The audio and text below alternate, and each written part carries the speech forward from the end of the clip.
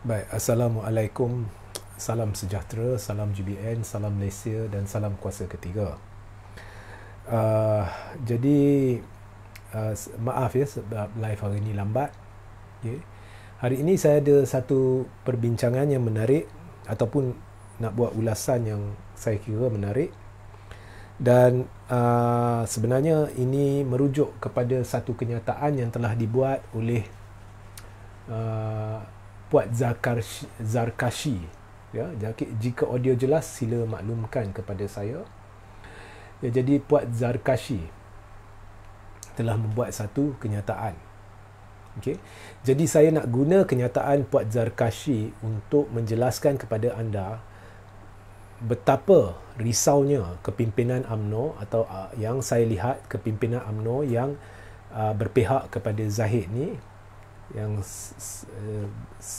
beberapa individu tu, bahawa kedudukan Zahid sebagai Presiden UMNO akan tercabar dalam masa terdekat ataupun pada pemilihan UMNO.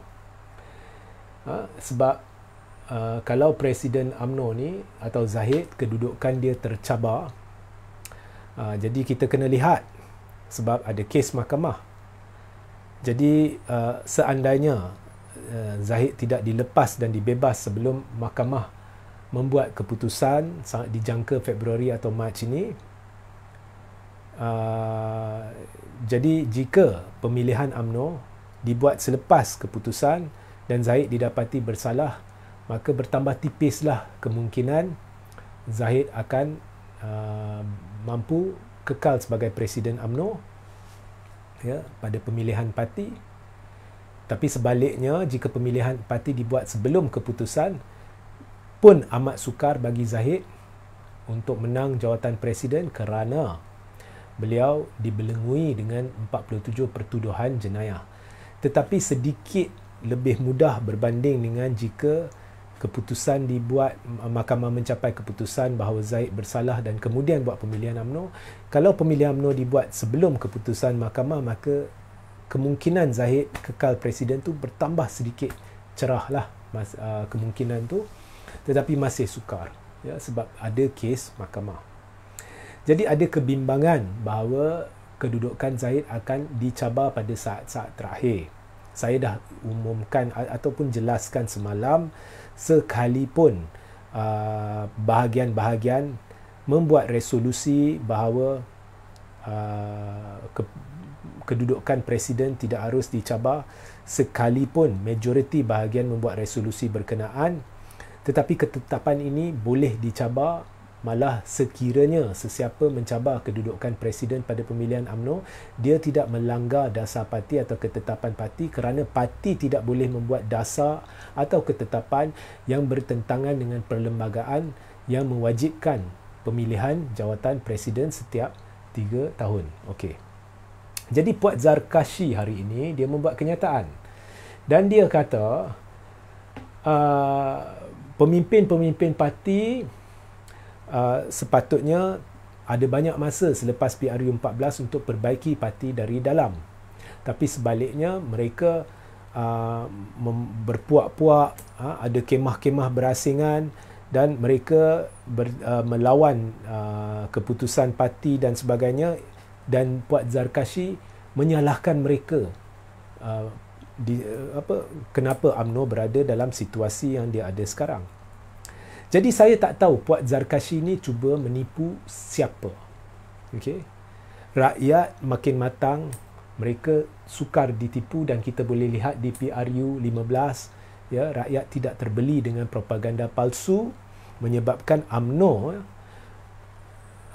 hanya dapat 26 kerusi. Itu pun pada ketika itu rakyat diberitahu no Anwar no DAP. Bayangkan kalau esok pilihan raya, selepas rakyat saki baki penyokong tegar UMNO ni tahu diri mereka kena kencing ya, setelah berdekad-dekad diasuh bahawa DAP ni anti Melayu, anti Islam, tiba-tiba mereka berpeluk-pelukan dan untuk halalkan kerjasama itu disebar naratif-naratif palsu ya, nama agung dijaja, nama Tuhan dijaja malah bila Zahid kata ini kehendak Allah dan sebagainya. Maka saya UMNO mungkin lenyap teruslah sekiranya PRU sekali lagi. Jadi rakyat dah matang. Dan saya tidak tahulah Puan Zarkashi ni cuba menipu siapa. Sebab seluruh UMNO tahu bahawa kehancuran UMNO ni adalah disebabkan Zahid dan sekutunya di dalam kepimpinan tertinggi. Termasuk Puan Zarkashi sendiri. Jadi ini kisah seorang yang duduk dalam rumah kaca, rumah sendiri ada najis, tapi dia suka baling batu. Inilah Puan Zarkashi. Mungkin barangkali ya Puan Zarkashi lupa atau buat-buat lupa ya bahawa bukan hanya Zahid penyebab kehancuran UMNO. Ya. Zahid sebenarnya telah memporak-perandakan politik negara demi hendak menyelamatkan tengkuk dia, dan benda ni sudah diakui oleh Zahid dalam Konvensyen MIC. Saya rasa Puan Zarkashi kena imbas kembali detik-detik penting yang menjurus kepada kehancuran UMNO pada PRU 15. Ya. Kalau anda ingat lagi, selepas PRU 14 apabila UMNO kalah, Najib mengambil memikul tanggungjawab penuh atas kekalahan itu dan telah meletak jawatan. Jadi kemudiannya Zahid ambil alih. Tapi tidak lama selepas Zahid ambil alih, Zahid pula dibelengui dengan kes-kes jenayah mahkamah. Dan dia telah mengambil satu langkah bijak apabila bercuti dari jawatan presiden, dan dia beritahu ianya untuk menumpu terhadap kes-kes dia ya, bagi membersihkan namanya. Jadi apabila Zahid bercuti, Muhammad Hassan telah mengambil alih sementara jawatan presiden, dan kemudian Muhammad Hassan telah berjaya membina jambatan atau mengukuhkan jambatan di antara UMNO dengan PAS sehingga berlaku satu kesefahaman asas kerjasama PAS UMNO atas ihsan kebijaksanaan Muhammad Hassan pada ketika itu. Jadi sebelum termeterainya piagam Muafakat Nasional, tiba-tiba Zahid kembali sebab dia hendak dapat nama. Jadi Muhammad Hassan buat semua kerja, tapi Zahid tiba-tiba kembali. Kalau dulu kata nak bercuti sebab nak tumpu kepada kes, kes masih berjalan, tetapi tiba-tiba kembali sebelum termeterainya piagam Muafakat Nasional, dan Zahid dapat nama. Seolah-olah Zahid lah yang telah mengusahakan semua.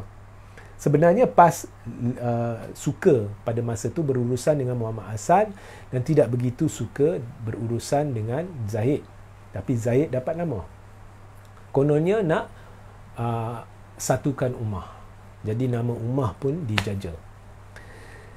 Ya, so itu yang berlaku. Tetapi tidak lama selepas itu ya saudara-saudari, berlakulah percakaran dan tuding-menuding, tikam-menikam antara Zahid dengan PAS. Ya, ataupun pemimpin-pemimpin yang berkait dengan Zahid dan PAS. Sebenarnya PAS dia tidak puas hati dengan Zahid kerana asalnya apabila kerajaan pimpinan Pakatan Harapan ditumbangkan, asalnya sepatutnya Bersatu, PAS dan UMNO duduk bawah satu bumbung. Dia bersama dalam Perikatan Nasional. Tetapi pada mulanya Zahid berpura-pura berbaik-baik dengan Azmin Ali dengan semua kerana ingin tumbangkan kerajaan pimpinan Pakatan Harapan. Alasannya perlu tumbangkan kerajaan yang ada DAP dalamnya. Kerana DAP ni tak bagus untuk Melayu Islam. Ya, memang tidak boleh dibenarkan. Tetapi dalam senyap sebenarnya Zahid dan kuncu-kuncu dia ada perbincangan-perbincangan ya, sebelum langkah Sheraton lagi, sehingga selepas pada masa pentadbiran Ismail Sabri, sama ada dengan Anwar atau sekutu-sekutu Anwar dan beberapa pemimpin DAP untuk membentuk jajaran politik baru. Jadi apa yang diberitahu di luar lain, apa yang dilakukan di belakang tabir oleh Zahid dan orang-orang dia lain. Malah sebelum langkah Sheraton lagi, sudah ada banyak usaha oleh Zahid untuk cuba yakinkan ahli-ahli parlimen Barisan Nasional untuk sokong Anwar sebagai Perdana Menteri, dan percubaan untuk kumpulkan akuan bersumpah tapi banyaknya tidak berjaya, sehingga ada satu peringkat sebelum Muhyiddin ditumbangkan, Zahid telah menipu Istana Negara, kononnya semua MP Barisan Nasional menyokong Anwar. Jadi Zahid bukan menipu sekali ya kepada Istana Negara. Zahid menipu 2 kali. Pada masa itu dia tipu kononnya seluruh Barisan Nasional sokong Anwar, dan sekali lagi selepas PRU 15 dia tipu istana secara senyap, dia utus warkah kononnya ke semua BN, MP BN sokong Anwar. Jadi begitu terdesak ya sebelum langkah Sheraton lagi untuk jadikan Anwar Perdana Menteri. Okey. So itu yang dilakukan oleh Zahid, dan dia sanggup bekerjasama dengan Azmin dan sebagainya, tetapi selepas dah berjaya ditumbangkan kerajaan pimpinan Pakatan Harapan, selepas kononnya lah mereka dah usir DAP dari kerajaan, ya, walaupun di belakang tabir mereka berbincang dengan DAP, tapi untuk sedapkan telinga orang-orang UMNO, jadi mereka nak tumbangkan DAP kononnya. Tiba-tiba benda yang UMNO setuju nak buat, iaitu duduk bawah satu bumbung Perikatan Nasional, tiba-tiba tak boleh. Oh, diberi alasan, Azmin lah dilantik sebagai Menteri Kanan lah, apalah, macam-macam alasan. Akhirnya UMNO dia tak nak duduk di bawah Perikatan Nasional. Jadi PAS tidak berpuas hati di sana dan PAS juga tidak berpuas hati dengan Zahid, kerana Zahid sebenarnya berjanji bahawa Parti Bersatu atau PPBM Bersatu ya akan dibenarkan masuk ke dalam muafakat nasional. Jadi memang dari awal Zahid dah kencing. Jadi di situ berlaku ketegangan dengan Zahid dan PAS. Dan ketegangan ini memuncak apabila sebelum PRU 15 akhirnya PAS putuskan untuk hanya bekerjasama dengan Bersatu dalam pilihan raya menerusi Perikatan Nasional. Sebabnya mudah. Majlis Syura PAS sudah dapat maklumat pada ketika itu bahawa wujud perjanjian antara Zahid dengan Anwar. Okey. Jadi memang tak boleh. Dan bukannya PAS tak tahu Zahid dah berurusan dengan Anwar sejak bila, ada urusan dengan DAP, orang-orang UMNO tertentu dan sebagainya. Jadi dia tak mau. Okey. Dan atas sebab itulah ya UMNO dia masuk solo, dan PAS dengan Perikatan Bersatu dia masuk ni. Zahid tahu UMNO akan kalah. Jadi sebab itu dia buat pilihan raya pada musim tengkujuh. Tetapi tidak dijangka ya bahawa banjir tidak berlaku pada hari pilihan raya, dan peratus yang keluar tinggi menyebabkan UMNO hanya menang 26 kerusi dan Perikatan menang lah ni kiraan penuh ialah 74 kerusi. Sebenarnya Perikatan ni atau kalau kita ikut kita campur GRS 5 kerusi, sebenarnya pada PRU 15 dia 79 kerusi. Cuma Bersatu 5 kerusi tu di bawah di Sabah tu dia dikira berasingan. Okey. So memang hampir sama dengan Pakatan Harapan. Dan Pakatan Harapan pula menunjukkan penurunan berbanding dengan PRU 13 dan PRU 14. Jadi dia sebenarnya makin merosot. Okey. So sudah berlaku ketakutan kalau esok PRU UMNO akan hancur, Pakatan akan turun lagi, terjejas lagi. Okey. Sebab peratus Melayu di dalam negara ni sentiasa bertambah. Ya. Dan peratus Cina dan India bertambah dengan kadar yang terlalu perlahan. Okey. Dan lebih ditakuti adalah sekiranya jawatan Presiden UMNO dicabar. Kerana jika jawatan Presiden UMNO dicabar, dan seandainya saya dah beritahu tadi, sekalipun dibuat resolusi bahawa jawatan Presiden tidak boleh dicabar, dan kemudian ada orang mencabar, orang itu tidak melakukan apa-apa kesalahan dan tidak boleh dikenakan tindakan kerana dia tidak melanggar perlembagaan, dan MKT tidak boleh membuat ketetapan yang berlanggaran dengan perlembagaan. Jadi sekiranya kedudukan Zahid dicabar, maka UMNO akan ada kepimpinan baru.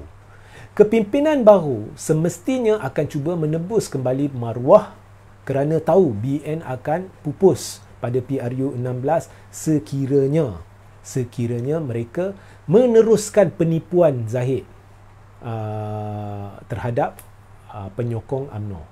Jadi mereka semestinya akan cuba hentikan penipuan itu, dan ini sudah tentu akan bermula dengan tarik sokongan terhadap Anwar dan DAP.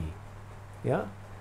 So dari situ mungkin kalau kita tolak ya 3-4 MP dari UMNO, dari Barisan Nasional yang mungkin tapi saya rasa tak ada yang akan berpihak kepada Zahid. Kalau Zahid kalah lah, maka Zahid seorang boleh sokong Anwar lah. Tapi saya rasa 29 MP akan tarik sokongan terhadap Anwar. Jadi bila 29 MP tarik sokongan terhadap Anwar, okey, dan bersetuju contohnya kerjasama dengan perikatan, contoh ya. Jadi kalau kita ambil 74 campur 29, ya, berapa? 84, 94, 103. 103, maka perlu berapa lagi untuk capai majoriti? Perlu 9 lagi untuk capai majoriti untuk bentuk kerajaan baru. 9 lagi ya. Jadi saudara-saudari fikir GPS dengan GRS ni akan kekal ke dengan Pakatan Harapan? Fikir ya. Saya tak nak beri jawapan lah, tapi anda renung-renungkanlah, fikirkanlah ya. Bila sampai masa saya akan beritahu lah. Jadi ini yang ditakuti oleh Anwar dan ini yang ditakuti oleh Zahid. Sebab itu kuncu-kuncu Zahid sekarang ni sedang tuding jari sana sini, kononnya orang berpuak-puak, orang tidak ikut ketetapan parti. Sedangkan parti ini ketetapan dia sentiasa berubah-ubah. Saya beri contoh. Kalau dulu PAU menetapkan no Anwar no DAP, itu adalah ketetapan dasar yang tidak boleh dicabar melainkan pada PAU seterusnya. Pada ketika Zahid bersetuju untuk kerjasama dengan Anwar dan DAP selepas PRU 15 dengan menipu istana dan memperdaya ahli-ahli Parlimen Barisan Nasional, dia melanggar sebenarnya ketetapan ini. Jadi sepatutnya Zahid dah dipecat dari UMNO. Tapi macam mana nak pecat? Dia ni sedang bermaharaja lela. Dia buat ikut suka hati. Law ikut suka hati. Ya. Kemudian dengan segala apa yang telah Zahid lakukan untuk menghancurkan UMNO, semestinya majoriti pemimpin tak suka. Dan semestinya majoriti pemimpin tidak percaya lagi pada kepimpinan. Bila majoriti pemimpin tidak percaya lagi kepada kepimpinan, pada masa itulah parti akan menjadi serupa sebuah parti yang tidak ada pemimpin, tidak ada ketua, atau seperti kapal yang tidak ada kapten. Maka bila situasinya mirip kepada tidak ada kapten atau tidak ada ketua, mestilah huru-hara akan wujud puak-puak yang masing-masing akan berkumpul di belakang pemimpin-pemimpin yang berbeza-beza. Sebab itulah UMNO berpecah teruk. Ya? Sebab Zahid. Sebab segala yang dilakukannya, segala penipuan yang dilakukannya. Ya? Jadi bila orang tegur Zahid pula, orang kritik Zahid pula, mereka sama ada dipecat atau digantung dengan pelbagai alasan. Ini menimbulkan lagi rasa tidak puas hati, rasa tidak percaya. Maka pemimpin-pemimpin yang dah fras, mereka akan buat ikut suka hati. Dan jangan lupa ya, pada satu ketika bila wujud ura-ura ada MP-MP UMNO yang sokong Barisan Nasional, bila ditanya Zahid, Zahid kata apa? Itu kehendak mereka, mereka berhak membuat keputusan sendiri. Ya? Malah pada 2018 bila Khairi Jamaluddin mengkritik kepimpinan UMNO, pada masa itu bila Muhammad Hassan duduk sementara sebagai pemangku presiden, bila ditanya Muhammad Hassan, dia kata sekarang UMNO tidak menghalang orang mengkritik ataupun mempunyai pendapat sendiri, meluahkan pendapat sendiri. Keputusan-keputusan ini tidak pernah dicabar sehingga hari ini. Maka tiba-tiba pula sekarang hari ini Anwar Musa dipecat atas alasan kononnya dia menyokong pihak lawan. Ya. Jadi keputusan dia, dasar dia tidak pernah tetap. Dia jadi seperti rojak, dia jadi seperti parti yang tidak ada haluan. Hala tuju. Ya. Dan kita tahu atas pengakuan Zahid sendiri dalam konvensyen MIC, dia sedang gunakan parti ini sebagai platform untuk agenda peribadi dia, iaitu menyelamatkan tengkuk dia, kerana diberitahu jelas bahawa PRU15 diawalkan bukan kerana rakyat, tetapi kerana kes Mahkamah Zahid dan kes-kes yang mungkin akan dikenakan terhadap pemimpin-pemimpin parti-parti komponen Barisan Nasional. Jadi dalam situasi ini, Puan Zarkashi sedang tuding jari terhadap pemimpin mana? Mengapa tuding jari di merata, sedangkan apa yang Puan Zarkashi perlu lakukan ialah minta Zahid berundur. Kerana jika Zahid tidak berundur, UMNO akan menjadi habuk dalam masa terdekat. Ya, so itu yang saya tanya. Puan Zarkashi ni, dia duk fikir bila dia cakap benda ni, dia sedang berjaya untuk mempengaruhi orang tertentu. Saya nak tanya Puan Zarkashi, anda percaya anda boleh pengaruhi siapa? Pemimpin-pemimpin UMNO tahu apa yang sedang berlaku. Mereka dah muak. Malah kalau kita lihat bahagian-bahagian dalam UMNO 190 lebih, mereka majoritinya sudah bersuara Zahid perlu berundur. Ya, ramai pemimpin sudah bersuara Zahid perlu berundur. Jadi Puan Zarkashi sedang cuba mempengaruhi siapa? Pilihan raya umum ke-16 lama lagi. Jadi saya tak percaya Puan Zarkashi ni cuba mempengaruhi rakyat, sebab soal rakyat buat masa ni bila kita cerita pasal UMNO tak penting. Yang sekarang yang penting ialah pemilihan UMNO, dan Puan Zarkashi perlu cuba mempengaruhi pemimpin-pemimpin UMNO. Jadi saya nak tanya Puan Zarkashi, pemimpin UMNO mana yang kau cuba kelentong, yang kau cuba temberang? Mereka bukan bodoh. Jadi bila buat kenyataan, pemimpin-pemimpin berpuak lah, apalah, inilah sebabnya UMNO hancur, sebenarnya itu kenyataan yang pelik, yang menunjukkan Puan Zarkashi ni sebenarnya dah begitu terdesak. Maknanya mereka takut, mereka tahu, seluruh kepimpinan UMNO di pelbagai bahagian tahu bahawa Zahidlah punca kerosakan UMNO, dan mereka tahu apa-apa yang mereka kata tidak boleh mempengaruhi kepimpinan UMNO di semua bahagian. Jadi memandangkan dalam keadaan Puan Zarkashi tahu bahawa keseluruhan UMNO sedar akan kebinasaan yang dibawa oleh Zahid, tetapi masih boleh cuba mempengaruhi pemimpin-pemimpin UMNO dengan kata-kata seolah-olah orang lain yang bertanggungjawab terhadap kemusnahan UMNO, bukannya Zahid. Maknanya dah terdesak. Mereka dah terdesak kerana tahu mungkin apa jua Zahid buat, pada saat terakhir mungkin ada seorang akan cabar Zahid bagi jawatan presiden. Ya. Dan mereka takut kehilangan kawalan terhadap kepimpinan pusat. Mereka takut. Jadi di sini sudah nampak ketakutan, bermakna Zahid sekarang berada dalam keadaan paling lemah dalam sejarah. Malah inilah presiden yang paling lemah sekarang dalam sejarah parti itu. Jadi Zahid tidak akan bertahan. Jadi lagi banyak Puan Zarkashi buka mulut, lagilah dia menampilkan kepada kepimpinan di seluruh negara bahawa Zahid sekarang berada dalam keadaan cemas. Dan mesej saya kepada semua pemimpin cawangan dan bahagian, tidak ada mana-mana keputusan, ketetapan atau resolusi yang dibuat yang boleh menghalang sesiapa daripada mencabar presiden pada pemilihan UMNO. Ya. Jadi itulah sebabnya tajuk saya hari ini. Ya. Sebenarnya apa yang saya lihat, Puan Zarkashi ni, dia sekarang bagaikan seorang yang duduk dalam rumah kaca tapi tengah baling batu lah. Ya. Sama juga macam Anwar. Dia duduk rumah kaca, baling batu. Jangan batu tu kena kat silap orangnya. Sebab kalau rumah sendiri tak bersih, cuma orang lain kesian, jadi mereka tak nak lah buka aib anda. Tapi kalau anda baling batu kat orang yang silap, orang lain ada maklumat perkara-perkara tertentu melibatkan Zahid, melibatkan Anwar. So fikir-fikirkanlah. Sehingga kita berjumpa di lain masa. Assalamualaikum, salam sejahtera. Bagi mereka yang menganut agama Kristian, Merry Christmas. Assalamualaikum, salam Malaysia.